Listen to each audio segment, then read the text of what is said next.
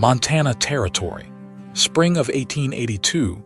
The wind dragged the scent of melting snow and pine through the valley as Weston Silvers rode back onto land he never meant to see again.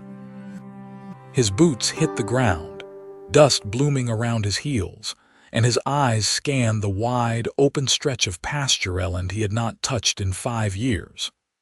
The white clapboard house stood untouched by time, though the paint had faded and a shutter hung crooked.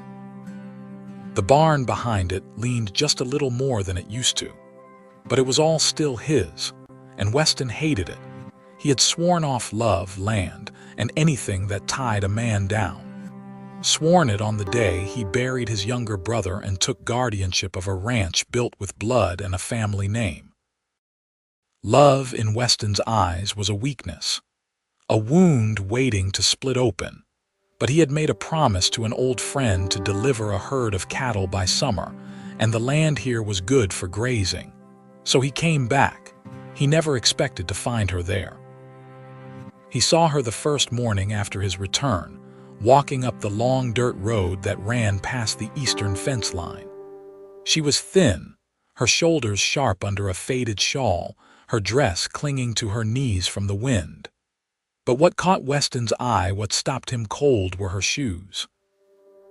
Worn leather, the soles nearly gone, toes peeking through the holes. She paused when she caught his stare, her hands tightening on the little boy's shoulders beside her. The child was maybe 5 or 6, pale with a mop of dark hair, clinging to the woman like a vine. Weston stepped down from the porch. "You lost," the woman's chin lifted. "No, sir." Her voice was soft but steady. There was pride in it and maybe a little fear. "I'm Weston Silvers," he said, glancing at the boy. "This here's private land." "I'm Penelope Owens." She hesitated. "This is my son, Liam." Weston blinked. "You're not from around here." "No, sir, we came up from Idaho." She looked down the road, then back at him. "We're just looking for work. I heard there might be need for help around the ranches here. There's no town for 10 miles. I know." Weston looked at the boy again. The kid's cheeks were red from the wind, his coat too thin. They had nothing. He could see it in the way Penelope kept herself between Weston and the child, as if expecting to be turned away. "I have room in the bunkhouse," he said before he could stop himself. "And some extra clothes. You can stay a few nights, just until you find your feet." Penelope blinked, surprised. "Are you sure?" "I did not say stay forever, just until the snow clears from the ridge." She hesitated, then nodded. "Thank you, Mr. Silvers." He turned to lead them toward the barn where the bunkhouse sat behind the stables. Penelope's footsteps were nearly silent behind him. He heard Liam cough once, then fall quiet. Weston should have left it at that. But the next morning, when he found Penelope in the barn, sleeves rolled to her elbows as she hauled water for the horses, he watched her for a long moment before handing her a pair of boots. They were old, but solid. Stitched strong, she stared at them. "I cannot take these. They are just boots," he said. "They are yours. I have others." She looked down at the ones on her feet. The holes had widened. Her toes were blue at the tips. Finally, she took them. "Thank you," she said, her voice low. Weston nodded and walked away, jaw tight. The days passed. She kept to herself mostly, working from dawn till dusk, quiet but quick. Liam stayed close to her side, though sometimes Weston saw the boy peeking at the horses or wandering near the creek that cut behind the barn. Weston never said much, but he watched them both more than he meant to. One evening, Weston returned late from tending the north herd and found the fire still burning low in the bunkhouse. He stepped in quiet, not wanting to startle them, and saw Penelope mending one of Liam's shirts by candlelight. The boy was asleep against her side, his thumb curled near his chin. "You work too hard," he said softly. Penelope did not look up. "Work keeps me steady." Weston leaned against the doorframe. "Where is his father?" Her hand paused. "Gone long before Liam was born." Weston nodded once. He did not press. Penelope finally looked up. "Why are you kind to us?" "I am not kind," Weston said. She raised a brow, a small twitch of a smile on her lips. "You gave me boots." He looked down. "That was just common sense. You let us stay. That was necessity. I needed the help." "Do you always lie to yourself like that?" Weston looked at her, then really looked at her. The firelight caught the curve of her face, the shadow beneath her eyes. She was tired, but she was not broken. "I made a promise," he said slowly, "a long time ago, that I would not let anyone close again." "What happened?" "My brother was 17. He followed me into a fight I should have handled alone. He died." Weston's voice was flat. "I buried him with my own hands, and I buried everything else with him." Penelope was quiet. "I thought if I kept everyone out, I could never lose again." "You are not alone now," she said. Weston's throat worked. He did not answer. Later that night, he sat alone on the porch. Moonlight stretched over the field, bright against the snow patches that still clung to the edges of the land. He heard the soft creak of the bunkhouse door and turned. Penelope stepped out. Her new boots were laced tight on her feet. "You cannot sleep?" he asked. She shook her head. "The wind sounds like wagons rolling." "I do not like it." He reached over and offered her the extra blanket draped across the railing. She took it and sat beside him. For a long time, neither of them spoke. Then she said, "You are not the man you think you are, Weston Silvers." He looked at her. "What kind of man am I?" "The kind who gives a woman boots without asking for anything back. The kind who lets a child sleep safe for the first time in months." "I do not want to love anyone," he said quietly. "It hurts too much." "I am not asking you to," she replied. "But maybe you already do." Weston looked away, but his heart beat faster, and for the first time in 5 years, it did not feel like something breaking. It felt like something beginning. By late April, the thaw reached the higher ridges, and the cattle began to fatten on the new grass. Weston spent most days pushing the herd along the creeks, making sure they didn't stray into the marshy lowlands. When he returned in the evenings, the fire in the main house was burning again. Penelope had taken to cooking there, saying the bunkhouse stove smoked too much. He didn't argue. She'd fixed the larder shelves, hammered them straight with a rock until he brought her a proper mallet. And she'd taught Liam to stay out of the paddock after a young steer kicked dirt too close to his boots. Weston hadn't seen her raise her voice, but the boy listened all the same. One evening, Weston came in with the front of his shirt dark from an unexpected rain. He shook the water from his hat, stepped through the door, and stopped at the scent in the air. "Is that Rabbit?" Penelope glanced over her shoulder.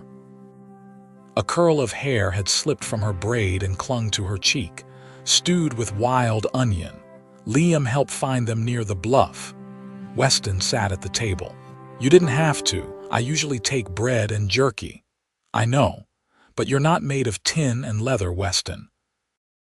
A man should eat real food when he's got work to do." Liam slid a bowl toward Weston, grinning a little. His hands were cleaner than usual. Weston nodded his thanks and took a bite. "You boiled the bones for this broth." "I did. Waste not." "My mother taught me that." "She's still living?" Penelope's eyes dropped to her lap. "No, fever 2 winters ago in a mining camp near Challies. I'm sorry." "She was a hard woman," Penelope said, "but good. She taught me how to patch a saddle, birth a foal, and take care of my own. I owe her everything."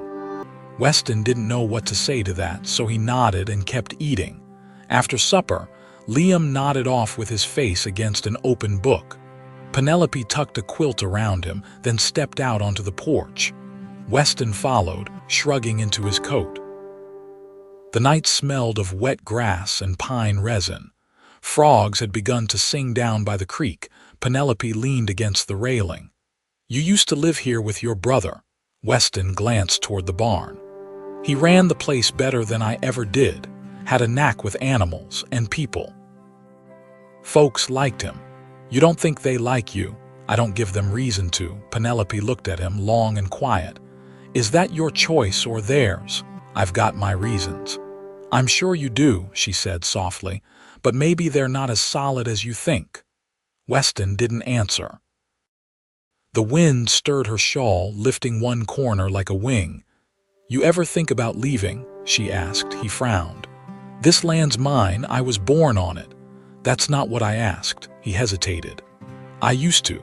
After my brother passed, I thought about selling, heading south. Maybe starting fresh somewhere no one knew my name.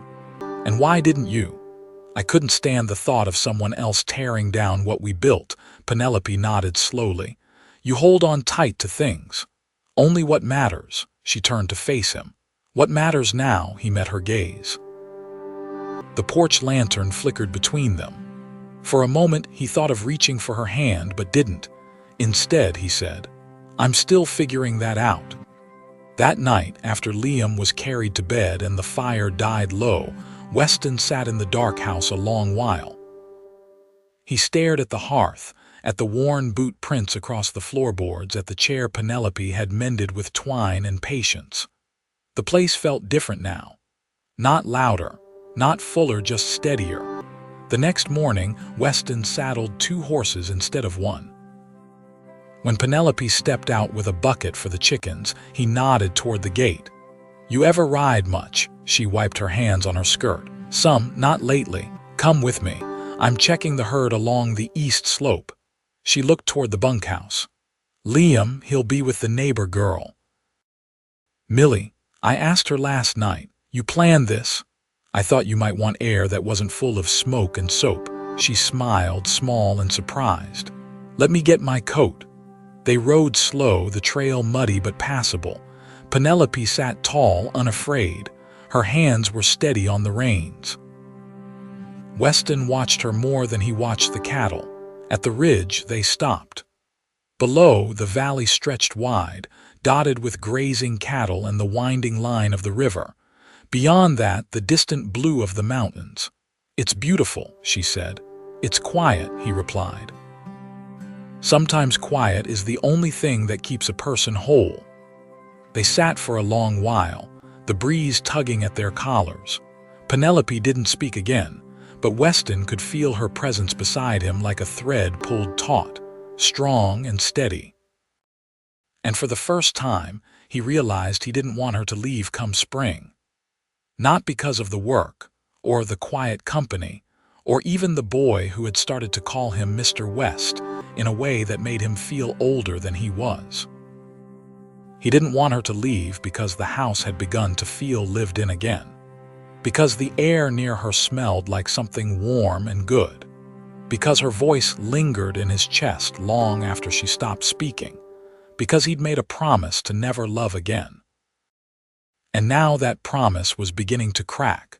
The days warmed, and the cottonwoods along the river swelled with green.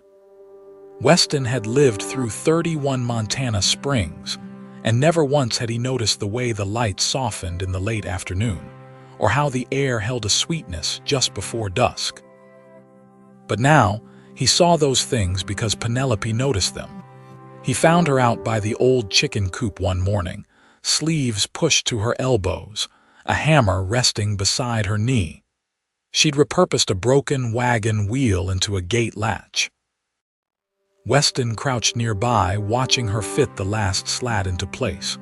You always fix what doesn't belong to you, he asked. She wiped sawdust from her cheek. Only when it's falling apart. He stood, hands on his hips.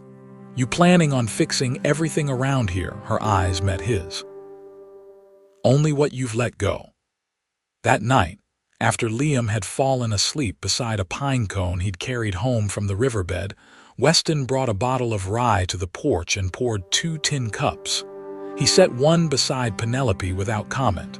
She took it gently, sniffed, and sipped once.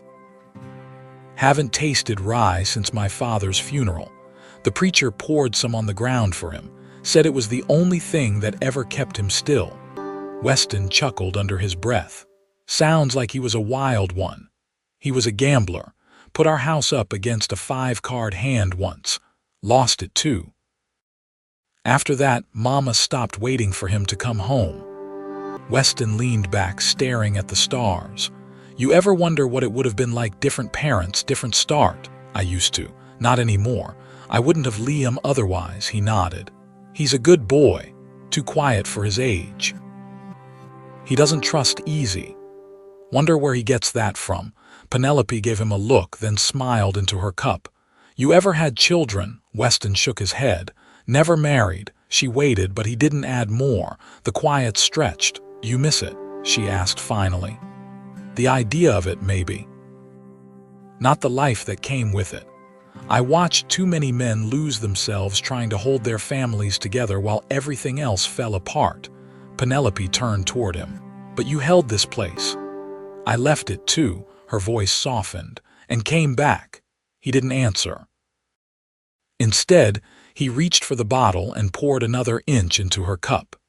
The next day, Weston rode out before sunup to check the fence line that ran along the far pasture. When he returned, he found Liam barefoot in the muddy yard, a wooden whistle clutched in his hand. Where's your mother? The boy pointed toward the barn. Weston stepped inside and saw Penelope hoisting a sack of oats over her shoulder. She didn't see him at first.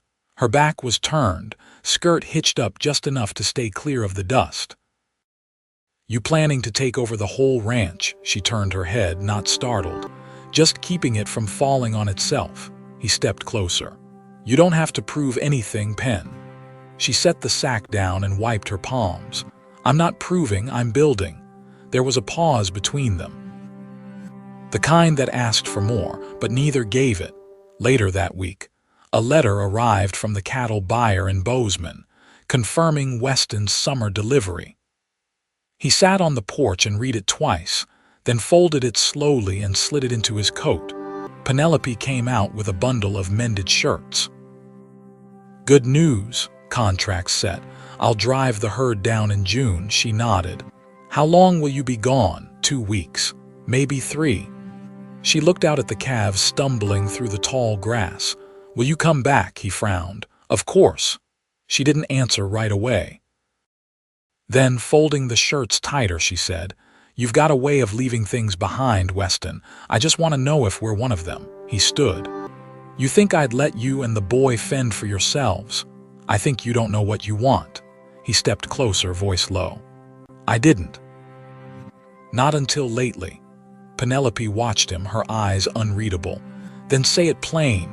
I want you here. I want both of you here. Not for the season, not for just now. Her hands stilled. I don't want to be a burden. You're not a burden, he said. You're the first thing that's felt right in years. The silence that followed wasn't heavy, it was full. She nodded once, slow and sure. Then we stay. He didn't kiss her. Not yet. But his hand brushed hers and she didn't pull away. The warmth of her fingers settled something in him. That night, he cut firewood until his arms shook. Not out of need, but because it gave his thoughts somewhere to go. The house glowed behind him, golden light spilling from the windows. Inside, Penelope moved between the stove and the table, her shadow long on the wall. He watched her through the glass a moment longer, then stepped inside.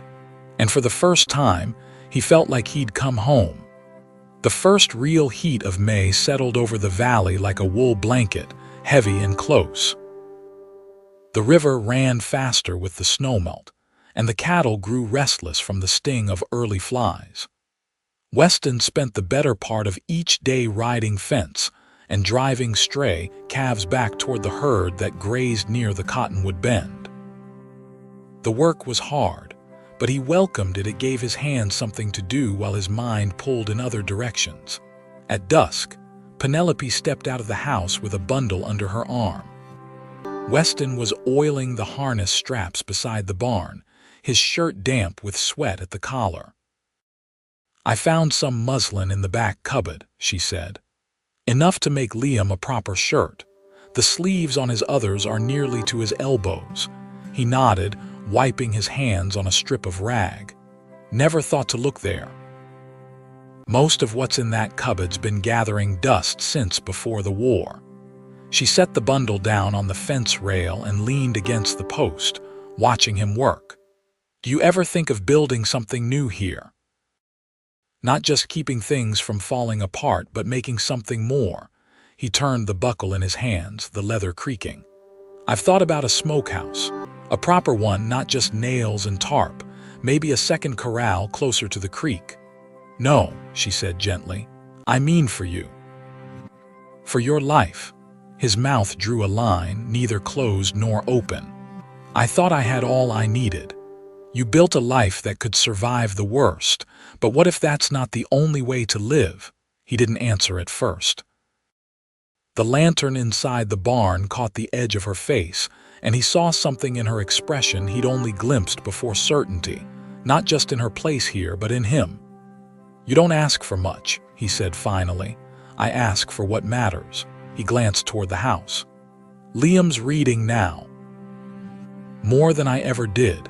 He told me about a story with a fox and a well, said the fox tricked the wolf into staying behind. Penelope smiled. He makes me read that one twice. He said he likes the fox because he doesn't fight, just thinks. He's clever, she said. But he's still learning when to trust. Weston shifted his weight. So am I. Later that week, Weston drove the wagon into town for salt blocks and fence nails. He brought back a sack of sugar, a spool of blue thread, and a small tin of peppermint drops. He didn't say who they were for, and Penelope didn't ask, but she set the tin on the shelf above the stove where Liam could see it. The boy paced himself through the sweets, one each evening if he remembered his chores. Weston caught him once, slipping one into Penelope's apron pocket while she peeled potatoes. She didn't scold him.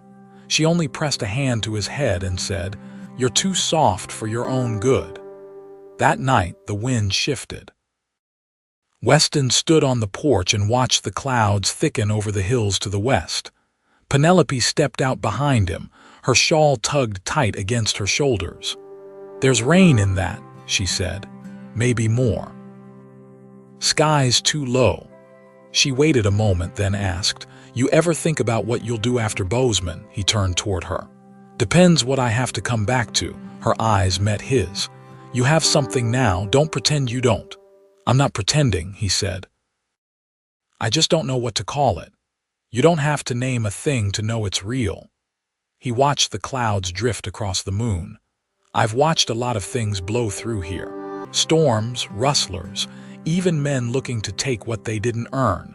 Nothing stayed except this land. And now you."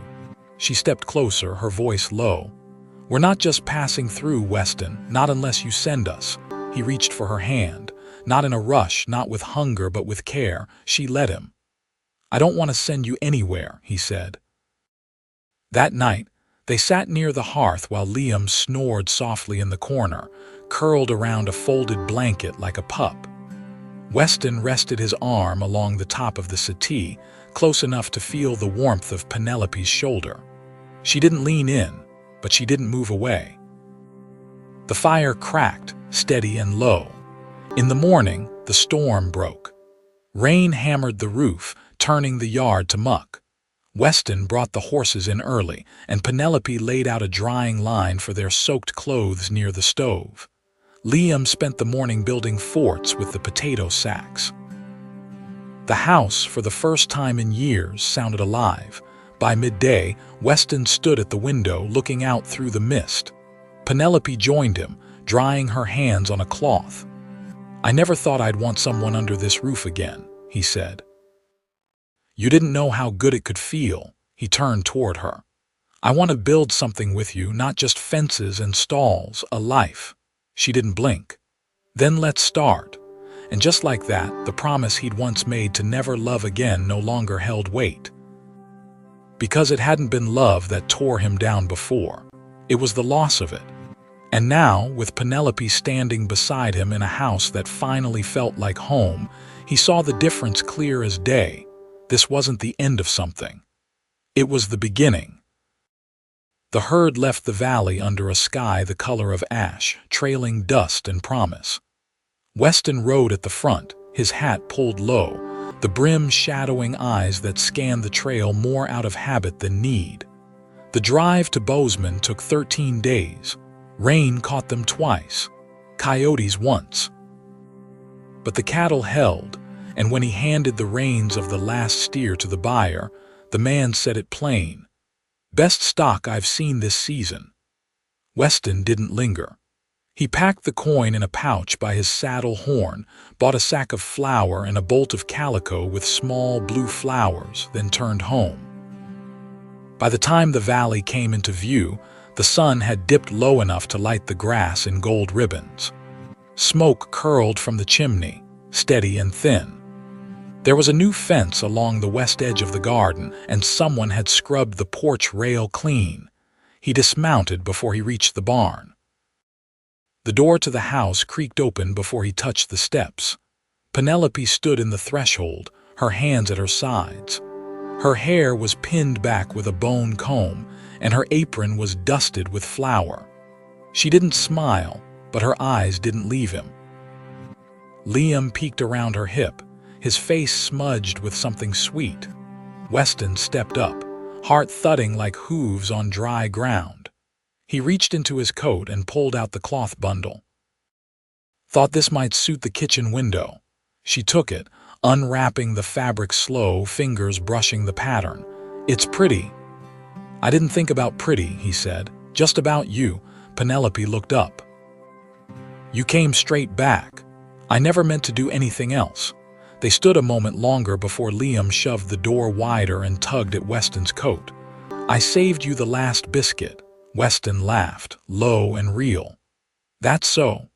Inside, the house smelled of yeast and cinnamon. The table was set with 3 plates and a jar of early jam from the neighbor's raspberries. Weston washed at the basin while Penelope poured the milk. They sat as the sun slipped past the sill.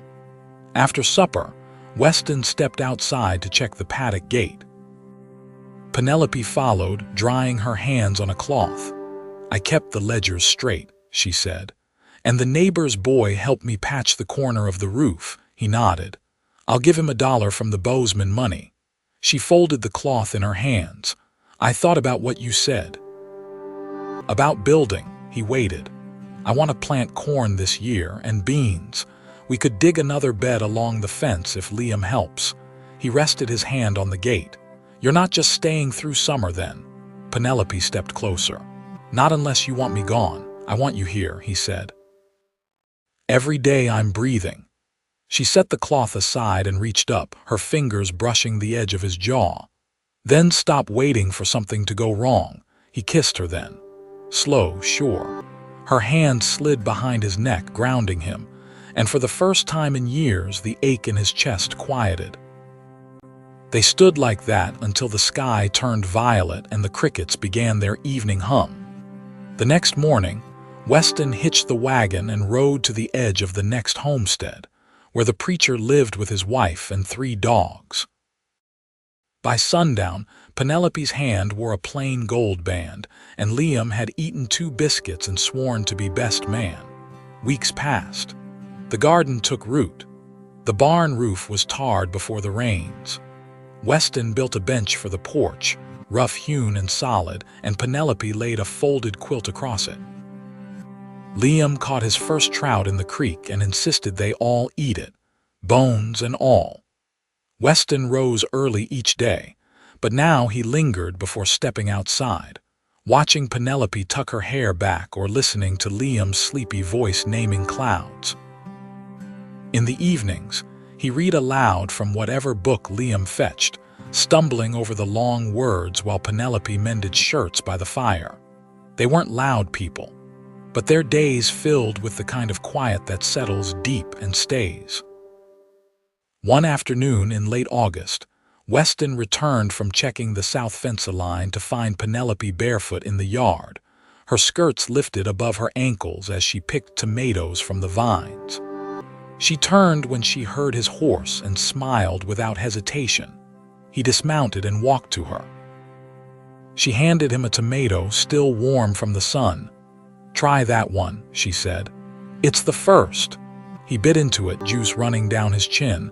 "Tastes like it's meant to be here." Penelope looked up at him, eyes soft. "So do we." Later that evening, after Liam had fallen asleep with a slingshot under his pillow and the last light had slipped behind the ridge, Weston and Penelope sat on the porch bench, her head resting against his shoulder.